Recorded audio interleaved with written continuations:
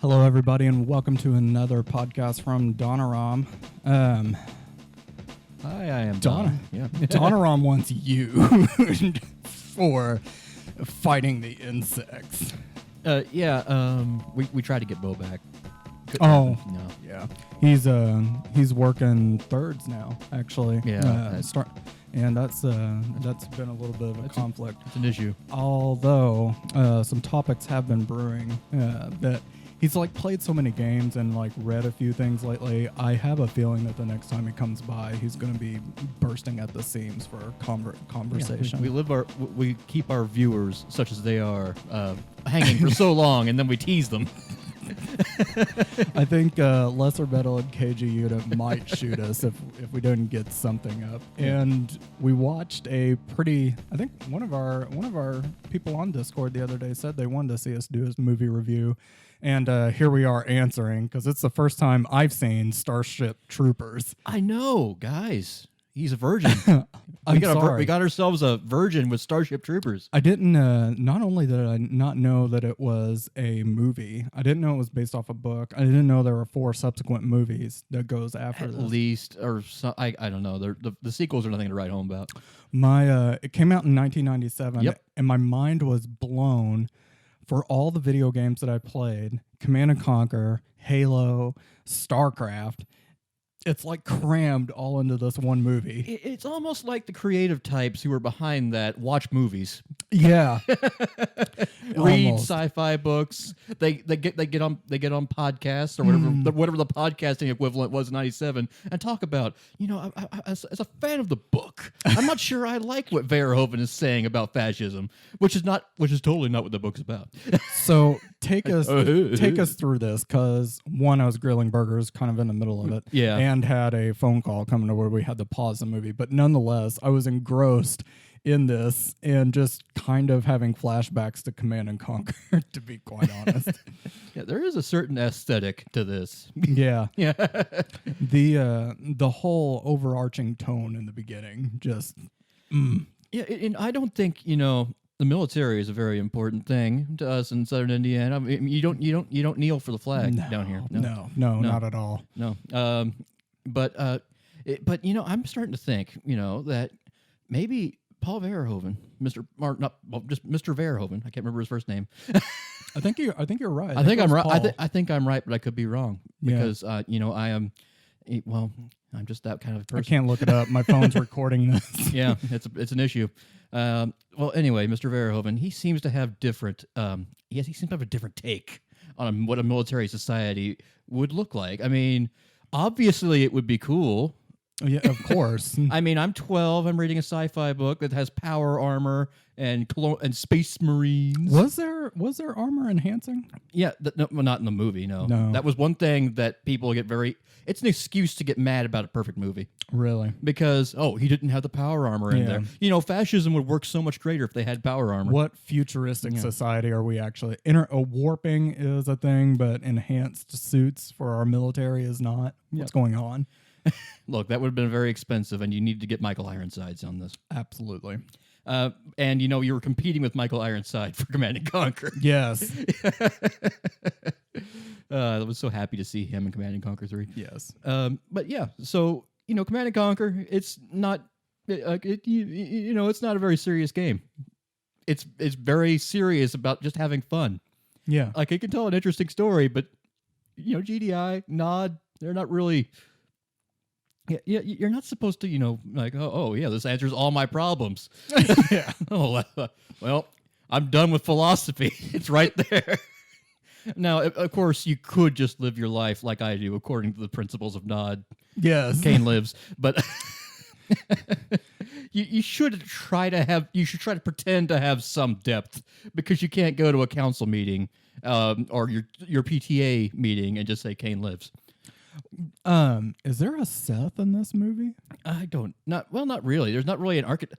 Look, Seth is traitorous. He is not. You can't trust Seth. Yeah. And if you put Seth in this movie, that would imply that humanity, more specifically the military elite who run things as they should, contain elements that are not trustworthy. Yeah. And, I'm just going to say it, Command & Conquer, It has a little bit more depth than the society that we're allowed to see. We actually don't see any split in the human race. We're all together in this. They are all united, like Yeah. even the civilians. Yeah. Of course, you could say it is worth noting that the only the most prominent civilians we see are very wealthy. They're white Argentinians living their best life in Buenos Aires, and That shocked me that they weren't from U.S. or European area, that it was Argentina. well, it's I'm sorry. You make the fascism talk, and then you talk about Argentina. I know, right? God, what is this movie doing? Look to at me? these lily white people living it up, and but but when you're talking about fascism, it is kind of like this is where one observation. This is what that like the fact that those civilians have no power really, but they're still wealthy. They're hugely wealthy. All you have to do to stay wealthy is one, be wealthy in the first place. Yeah. Very important step. Mm-hmm. If you weren't smart enough to be born wealthy, that's your fault. It has to be old money. 2, you have to say absolutely nothing against the military. Correct. If you support the fascists and just stay out of the way, you will stay wealthy. Yes. And that's the decision that Rico's parents made. Yes. And they're mostly happy with that, and they're content as a cucumber. Yep. They look, they're not bad people. Look, when I'm in the comfort of my own home, when no one's watching, I will say bad things about the military, and that means I'm not a Nazi. Yeah. I was there. I was there with the resistance. Of course, there's no resistance because humanity is entirely united. Yes. And anyway, the big divide. There are people who we're probably going to get bad comments from people who read the book and say, "Hey, Heinlein was not trying to say anything here. He just thought he was extrapolating what society would have to become in the future, in a future with space bugs that want us dead and have no depth to them." Look, gun to your head, space bugs trying to kill you. Will you go fascist? Yes, you will. No, what? Yes, you will. And you're gonna like it. What if I go communist? Oh, We'll weed them out. yeah. Interesting thing. This book. This book. The book on which this great movie is based on. Yeah. It was written over the course of a few weeks in response. Really? In response to Eisenhower, noted peacenik who knows nothing about military honor, trying to de-escalate the nuclear arms race. Wow. Like why?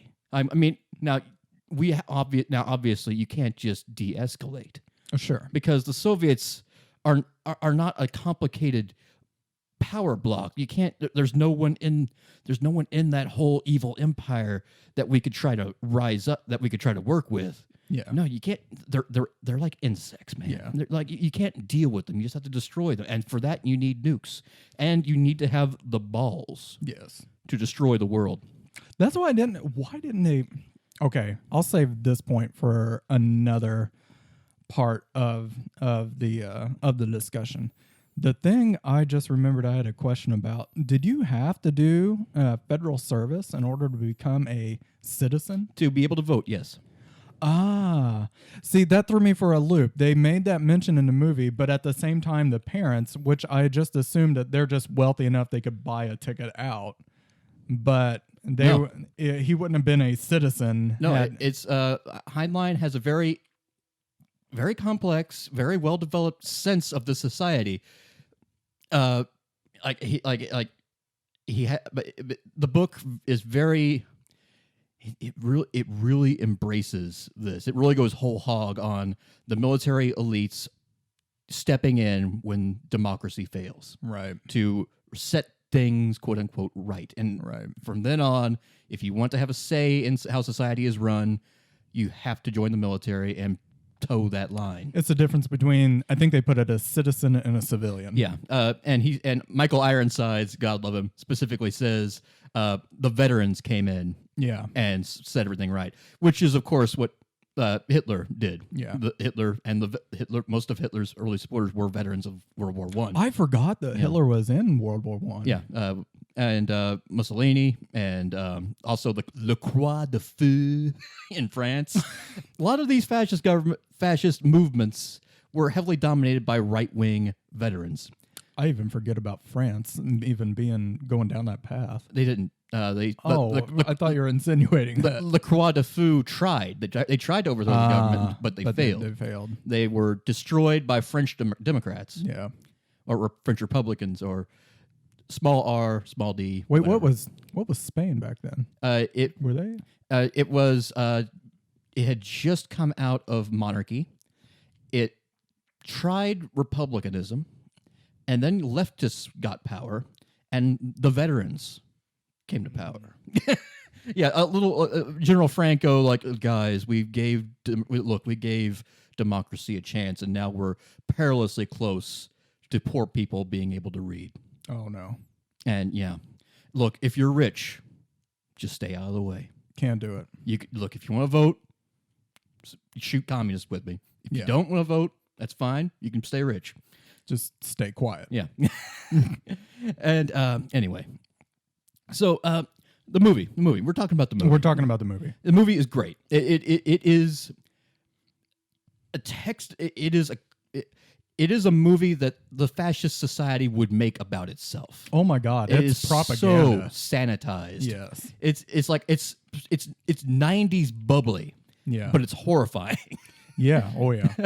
Like as we got to even with the kid in school, like the war veteran teacher preaching about, what are good values, and him going home and being like, no, Dad, I'm gonna join the military and do right by my country, world, I guess. And this, son, you want to get laid, we know. We'll send you to this beach resort planet and that you can get this out of your system. You and your 35% math scores going to Harvard. Yeah. And what I love is he mentions the military will pay for Harvard. Yeah, well, the military, like, his parents are willing to pay for it. Yeah. But yeah. But yeah, that's just, like, it's so 90s. It's so bubbly. It's fun. But then, like, every now and again, the veil will just drop. Usually when it reveals the gruesome injuries. Yeah. Occasionally, the propaganda film the propaganda film you're watching, as beautifully produced as it is, will occasionally accidentally tell the truth. Like, the bugs specifically attack humanity after extremist Mormons have encouraged. Oh my God, I forgot about the extremist Mormons. Look, if Mormons moved into my neighborhood, I'd probably throw asteroids at people. Oh too. My God. Yeah. Well, not that I have anything against Mormons, but But you're right. They do kind of stair-step it down gradually. It's first with the girlfriend dumping of him like 10 minutes into him being in the army. Yeah. Or the infantry unit, I guess, really. Yeah. And but the thing about fascism is that it's all aesthetic, and it's all about the outward appearance of power and being empowered, and nothing's more empowering than having a cool gun. And there's so many cool guns in this movie. It looks so much like the Halo gun. Like, it even has the 3 little notches for vents on the sides. You got the little armor that doesn't seem to do anything. No, it's just slowing you down. No, I think I wore that when we played laser tag. Yeah. And they play laser tag in this movie too. Yes, isn't that cool? Hey, hey, little Timmy, age 12. Yes. It's the little propaganda segments with the kids where they're giving them guns. Yes. Isn't this cool, kids? Yes, it is cool. And they're all tugging on it. And then what? Right before they cut away from it, there's a guy with a handful of bullets. Take these bullets, kids. I'm doing my part. Yeah, and it's the kind of thing, I'm thinking this movie's trying to say something, nudge, nudge, wink, winking me, and it's saying that violence is kind of stupid. Yes. I actually, during the first bit of that, I had to tear myself away from just thinking, oh, this is just like Command and Conquer. Oh, wait, no, they're trying to say something here. Command and Conquer, I guess, like, it's not saying that what's happening on the screen is cool. It's just fun. Yeah. Yeah. Like, you don't, like, when you're playing StarCraft, you don't aspire to be the pudgy, out of shape Confederate colonel. No. You laugh at him. Yeah, exactly. I mean, most of the campaign in StarCraft is you trying to break away from whatever human government. Like, first you're trying to break away from the Confederacy, and then you find out that Minsk is just as bad. Like, man, I'm the only in shape person on this planet. Yeah. You find out Find Raynor. that it kind of gears you toward thinking in that conspiratorial way almost, and it's more fun that way. It seems, at least in the game. This movie didn't go quite down that route, but Yeah, and like, let's take it a little further. After, like, this movie takes place before 9/11. yeah, And it accidentally calls our society out perfectly. Yeah. Because like, war, we're going to war. Yeah. The bugs whacked Those us, bugs John. throwing asteroids at us. The bugs whacked us, Johnny. Yeah, and it hit his hometown there in Argentina. And then in 1 hour, we wound up losing even more people. I love the thought that they shot plasma out of their butt, hit a asteroid, perfectly sent it on a path toward Earth, and that's how they attack us. That's the terrorist act that they do. It's also how they colonize. Yeah, By putting their spores. Yeah. They throw spores. Yeah. So, like, it's a very video gamey movie. It's such a video game. I wanted to hold the controller the whole time and start pressing A. So yeah, the Halo aesthetic, and Halo kind of has the same general story where you're faced with an implacable foe, but if you look behind the lines at what humanity was like before it became an endangered species, it was bad. It was pretty bad. There were a lot of reasons to be dissatisfied in Halo. That story is not told as beautifully as Verhoeven, where he just emphatically and aggressively says, "Hey guys, are you having fun? Look at all this. Isn't this fun?" Yes. Look at that bubbly little girl. She's been opened up navel to nose. Oh my God. When they did impale people, man, they impaled people. Yeah, the bugs, I'm sure, like, this movie was, they went all out on this, like, Verhoeven went all out making this movie, but there was still a budget, so occasionally the bugs will, like, hold their distance for a while and menace it, like, we don't let them get too close. We've got you now, human. Okay, the script says it's time for the drama, so now they're charging. Oh man, where does that bring us up to in the movie? Well, it's kind of nonstop. You get attacked, and then you attack Klendathu, but turns out sometimes the military doesn't have very good intelligence. No, that was bad intelligence. It was very bad intelligence. Yes, I'm sorry. That D-Day scenario they were having there. Yeah, it's like Operation Market Garden. It's like bugs spawn a lot. Yeah, there's a lot of... so it turns out invading the enemy's homeworld, it might be a little more difficult than we thought. There's probably going to be some heavy resistance versus the 12 drop ships we shot down with about 30 guys in it. This isn't random or light. Someone made a mistake. And they're coordinated. And military intelligence has literal psychics, so they have no excuse. That part, it was very subtle, but it was there. Yeah, Dookie Howser. Freaking Dookie Howser can read minds. I'm so happy to see him. He reminds me of my youth. I can't imagine anybody else doing that role, even. Yeah, that's why sequels are all sucky. Oh, is he not in the sequels? I don't remember him being in the sequels. I think Rico comes back in 3, but it's not. But those movies are like, hey guys, look at all this cool military equipment, and okay, yeah, is that enough to get me to watch a movie? No, there's something there. This movie is just really fun, but at the same time. It was very fun. Like it's like a movie that's having an argument with itself between its presentation and its text. I have a terrible attention span on movies, and I was in this for the whole ride. I did not get off at any point until the end. And like it has bosses. It has bosses. It does. It's got the big bugs. Yes. It's got the brain bugs. Those, when they introduced the bugs that could shoot plasma at the cruisers, which had a horrible form. Luke pointed this out. They have a terrible formation whenever they enter the orbit of their Keep a homeworld. tight perimeter. Really, really clustered there, making a huge target for these butt shooter bugs or whatever they were. But it really did remind me of the anti-orbital guns that were in Halo. They were just shooting up. Yeah. Or even in StarCraft 2, it's very obvious. Oh my God! I can't remember what those bio anti-air guns were called, but yeah, It's just that the Klendathu drop was literally the climax of Wings of Liberty. yes, where you're trying to get down to the establish a base, and you're finding all your drop ships. That mission specifically, You can't plan for the Zerg, No, you can't. To this day, I find myself quoting that every time an architect or a contractor comes in with a construction plan. All right, we're going to lay out broadband throughout the county down this corridor. We estimate that it'll be done by 2022. You can't plan for the Zerg, General.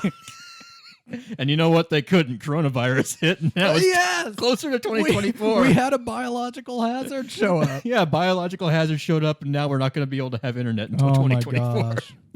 That has delayed internet here. Yep. The Zerg, the bugs, Freaking COVID whacked us, Johnny. COVID did whack us.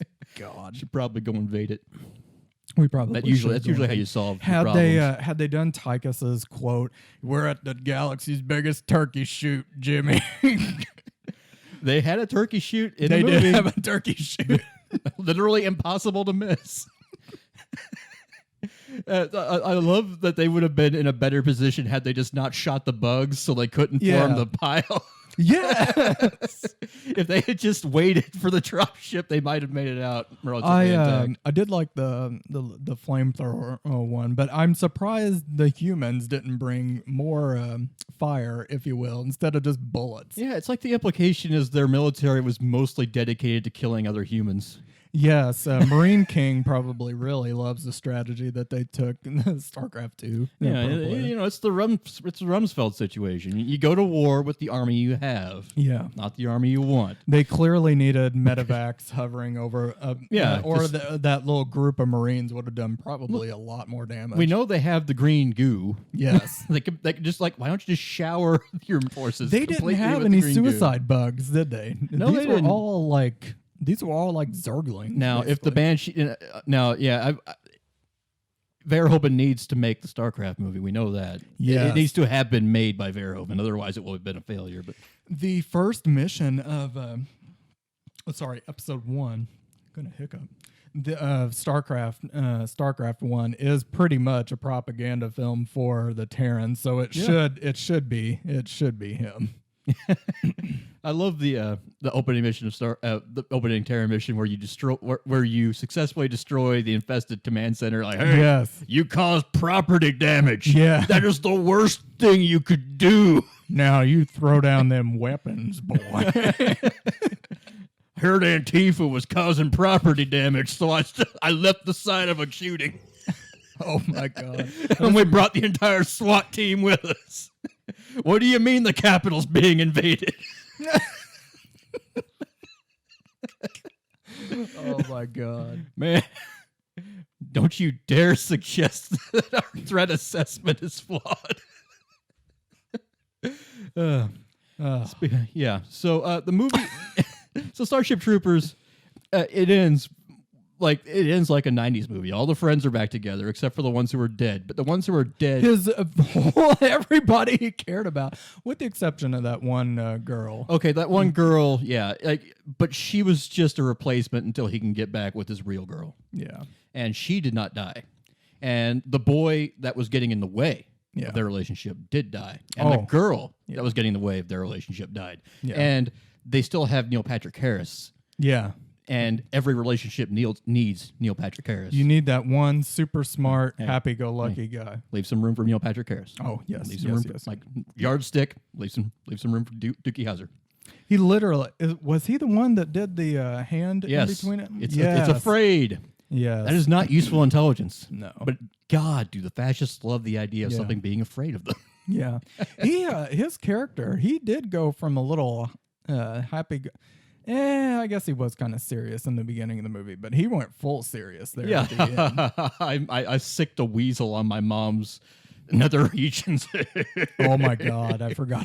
That was well, that's a hoot. Hey, yeah, I'm sorry I sent your team in to die, but I needed to be sure that there was a brain bug on P. I had to make difficult decisions every day. Oh my God, you were such a 15-year-old libertarian, Neil Patrick Harris. Yes. Yeah, and that's kind of like the thing with science fiction. You have a lot of protagonists who do that, who say that specific line. Hard men making hard decisions. I don't like doing this. Yeah. But doing this gets me a really cool uniform, Yeah. power, prestige, and a sense of my own high rationality. Yes. So I'm going to keep doing it. Yes. And I'm not going to feel bad about it. I can rationalize my way out of that. You know why? Because I'm such a rational person. Yes. And so a lot of like science fiction will have people like, I really don't I hate having to do this, but I'm going to have to kill all of you. Because, that's just that's what logic and reason demands. And it's really the greater good. It's like, it's really big with like libertarians, and Heinlein was a libertarian. Really? He started out as a Democrat, but then Roosevelt came along and started spending money on poor people, which is not logical. No. You if someone is illiterate, that's because they're stupid. Yes. If you teach them to read and they succeed, well, that's only because you helped them, and that you perverted the natural order of things. Yes. So he becomes an ardent anti-communist. Yes. And a libertarian. Yes. And he does things a lot of libertarians do, which is, there is one thing about government I like, and that is its ability to kill people. Oh, boy. Yeah, that's why the military, the ideal government would have no social programs, just a military. Yes. What about town hall? Military barracks. That's where the veterans hang out and decide. Yes. Yeah. I think maybe we could tamp down on the fascist impulse in America if we gave everyone in government a gun. Oh, my God. And cool uniforms. Yes. I mean, yeah, like if every teacher dressed like that and taught progressive ideals but looked like a fascist, that might be, I don't know. But the presentation is 9/10 of the sale. Yep. Of course, the people who would have to teach that would have to look like idiots. So, yeah, unfortunately, yeah. It's a sacrifice. Yes. Anyway, so Command and Conquer, those cutscenes that it's known for. We love those cutscenes. We love them. They're not going. They are not going for the Oscar though. No. They're not. Well, like Seth is a great actor. Yes, he took that bullet like he needed to. He was born for that role. Yeah, he was born to look around when he hears the gun click. Yes. But that is the level of that is the level of schlock that is entertaining. But it also, a fascist society doesn't really have. One of the big things about fascist societies is they don't really have that many artists, because artists tend to be liberal. Well, that's even the theme in Starship Troopers, isn't it? It's very kind of brutalist, industrial-looking society. Yeah, they're obsessed with being recognized for artistic, like Nazis in film. They have a huge inferiority complex with Jews, liberals, communists, because they are recognized in the art world for film. So Goebbels was always big about upstaging certain directors, especially Jewish directors, with his own films. And some of those, and sure, some of those, and sure, if you pump enough money into your film industry, you might come away with something that looks good. Right. But at the same time, yeah, it's still just gonna be springtime for Hitler at the end of it. Yeah. And not the fun kind, where you accidentally make it great by parody. Yes. Yeah. But anyway, so it's like with conservative actors. Conservatives always say, I hate celebrities shoving their politics down my throat, except for those celebrities. Yeah. And in fact, they deserve they don't just deserve our attention. They demand our respect. And if they're not given that respect, then they have been canceled. Right. Yeah. So there is that impulse where they're desperate to have artistic representation because generally the people who create art are not don't agree with them. Right. Like a lot, and it is true. A lot of our literature, our film, it has a liberal bias, not a left-wing bias, but a liberal one. It's vaguely progressive. So, and that's just comes, and it just comes from who's going to be writing. People who choose to write tend to just think a little bit more along those lines. So it's always going to be in there. And as a result, right-wing fiction tends to be overly, reactionary, for lack of a better word, that's a good word. It's a very descriptive word for this phenomenon. It's reactionary in that it goes over the top, and they're very blatant about their ideology. If, I read a lot of trash fiction nowadays, and there's one guy I love to hate. It's John. His pen name is John Ringo. And it's about this guy on a college campus who just got back from Iraq, where he has served 58 tours.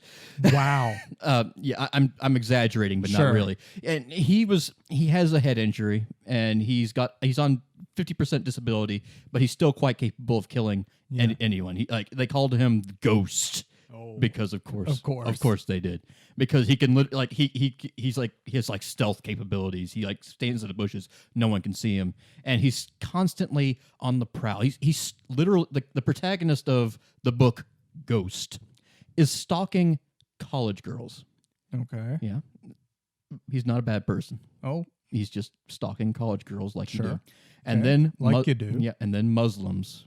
Okay. Like you do. Muslims kidnap these college girls. Uh-oh. So he jumps on their truck and follows them back to Muslim HQ in a warehouse. And he finds out that Muslims across the country are kidnapping college girls to ship them to Syria, where Bashar al-Assad is videotaping them being killed. So Ghost invades Syria to rescue the college girls and teach them that liberalism is why they were allowed to be kidnapped. And they need a strong, conservative man like him. And then he has an orgy with the girls. Of course. That is not subtle. No, that's far from subtle. like a liberal move. Now let's take a little bit more liberal. Like 12 Angry Men. That's a very liberal movie. Okay. In that there is one juror. There's a murder trial. The jury has been forced to deliberate. There's one guy, stereotypical liberal, guys, I know this guy kind of looks like the person who would kill this person, but I am not convinced by the evidence. Sure. Guys, he's obvious, and all the conservatives are like, he's obviously guilty. Why are we wasting time on this guy? And guys, let's just take a moment to calm down and think about this. And over time, he wears the jury down, except for one holdout, and they eventually get a mistrial. There's a lot. It's a little bit more subtle. It's just the liberal impulse to give the benefit of the doubt for those things. But then there is another. But that's still a movie that's taking a side. A better version of political literature that doesn't take sides, or it takes sides, but it makes the sides a little bit more fleshed out, is Advising Consent. A political drama about the confirmation of a Secretary of State candidate who was in his youth aligned with a communist group, but that was just when he was young. Eventually, but now he's just kind of a vaguely progressive guy who doesn't want the end of the world by nuclear hellfire. Right. And it goes into the Democrats who are trying to confirm him, the Democrats who don't like his confirmation, the Republicans who are vaguely progressive, because this is a book from the 50s and 60s. Sure. There was a progressive Republican Party at one point, or progressive faction. So you got all this inter-party drama, like conservative Democrats and progressive Democrats angry at each other. Conservative Republicans are. It's just a really thrilling book because the two sides are not monolithic. Right. That's a hallmark of of liberal literature. It's less good or bad. It's a lot more. It embraces complexity and Embraces the gray area Yeah. in society. and then they're like, okay, now having exhausted you with all this drama, Yeah. here's why. Here's this authorial insert about, guys, why can't we just be nice?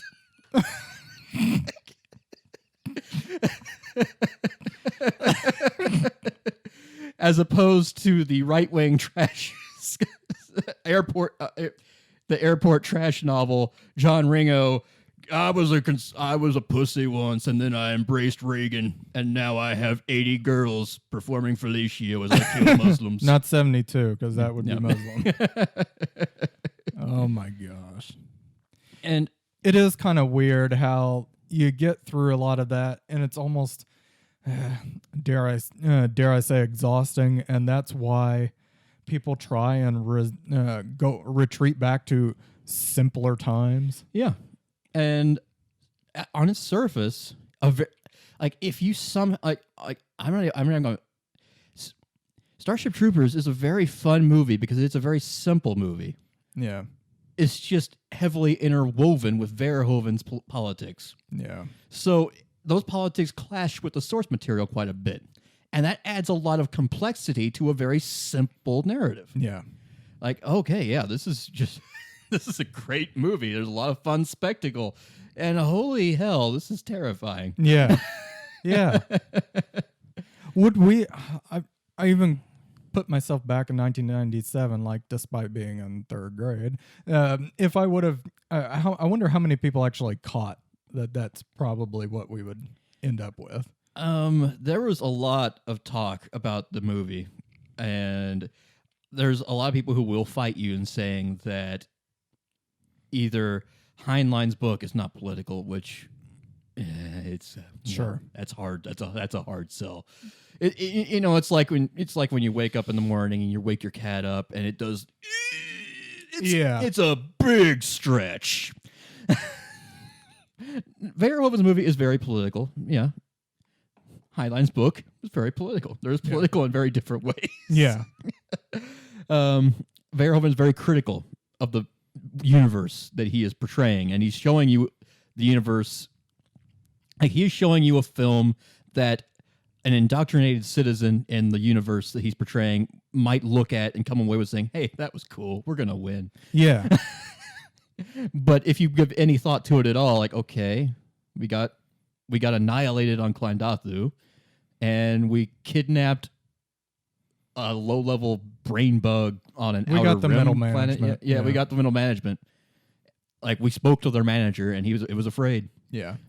Karen looked at the manager. It's afraid. Yeah, that was so funny. All of them cheering. God. What's their weakness? It's afraid. Like, I want to play StarCraft and get a Dark Archon to take over an infestor and bring it back to the base and declare victory. Just start typing GG and the other guy going, what? Now we know their plans. Charge in great numbers. Yes. Oh, They did infestors. okay. Now we know how the Zerg operate, guys. Yes. They have a very strong first tier, Yes. very strong second tier. If we could just hold out to the third tier, we might be able to get a good mech unit going here. I forget even what's good against infestors. StarCraft players might have to. It's been a while since I played Cue in. StarCraft, but yeah. Yeah. So In conclusion. in conclusion, sci-fi is a lot of fun. It really is. I mean, I love it's it. fun. It's fun. It's just really fun. But eventually you do like. But when 15-year-olds, they tend to have you're going through puberty. Your life is hell. Yeah. And since you're going through puberty, everything is even more hellish. Yeah. Because you're being dramatic. Yeah. And you just want affirmation, validation. And Yep. sci-fi books, they tend to have a youngish protagonist being validated for doing very little. Yeah. Like, and just having praise heaped upon them. And our protagonist in Starship Troopers really ascended the ranks fast. Yeah, despite getting a kid killed. Yeah. It's over time you got like it's like with Warhammer 40K fiction. When it started out, it was just kind of embracing the stupid. And now it's actually like that, and now it's really trying to go for like the complex storytelling. And you know what? That's fine. You need simple stories, you need complex stories, but you know, tell which is which.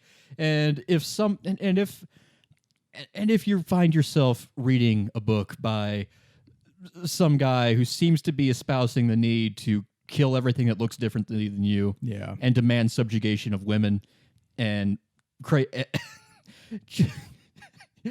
you go ahead and read that. Laugh at it. Yeah. And if you find that it's not funny, it's making sense to you, put it down. Just walk away. Just walk away and go to a church and confess. Yes. Maybe only play RTSs, but don't talk to anybody. Yeah, that's what that's how I deal with my problems. I go to the confession booth. Forgive me, Father. It's been 5 years since my last confession, or since my COVID haircut is really going out of control right now. I go to my barber. Forgive me, barber. It's been 5 years since my last haircut. Forgive me, Verhoeven. It's been 5 years since I've seen Starship Troopers.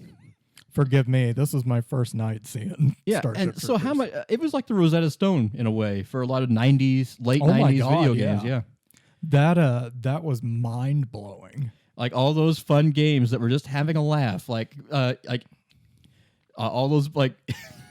I love going back and seeing inspirational material for some of these games I loved. Yeah, this is the seminal work of 90s nerds. I can't wait for Dune to come out. Thinking of that, by the way. Which Dune? Oh, Dune. The new Dune. Yeah, I forgot they're making a new Dune. Yeah, I haven't read any of the books. I haven't seen any of the old stuff. I don't even think I played the video game. It's basically Command and Conquer. It's pretty. It's fun. Yeah, I might have to try that out. They had at least watch a Let's Play. They had good cutscenes, but it's not as good as Command and Conquer, where they're funny. Like they're like. It's more like sci-fi original movie from the 90s where they put some effort into it. Yeah. It's not like now, maybe if they made a new video game in response to the new movie, they'd go to modern sci-fi and we'd have Sharknado cutscenes. Oh, yes. So here's the real question. Now do I need to see Starship Troopers 2? No, you don't. Okay. You need to watch the other seminal work of video games, and that is Aliens. Aliens is going to happen. Alien. Alien. And then Aliens. Watch Alien for a good horror movie. Yeah. Watch Aliens for I Starcraft. loved Prometheus. Yeah. Oh, you'll probably love the Alien movies then. All right. We'll do that. But yeah, Aliens is where most of the sound bites for StarCraft came from. Now I'm going to be hyper aware of that when I watch it. Anyway. Bye. Well, thanks for tuning in, and check us out for our next upload. We'll get Bo back in chains if we have to. We will. Take it easy.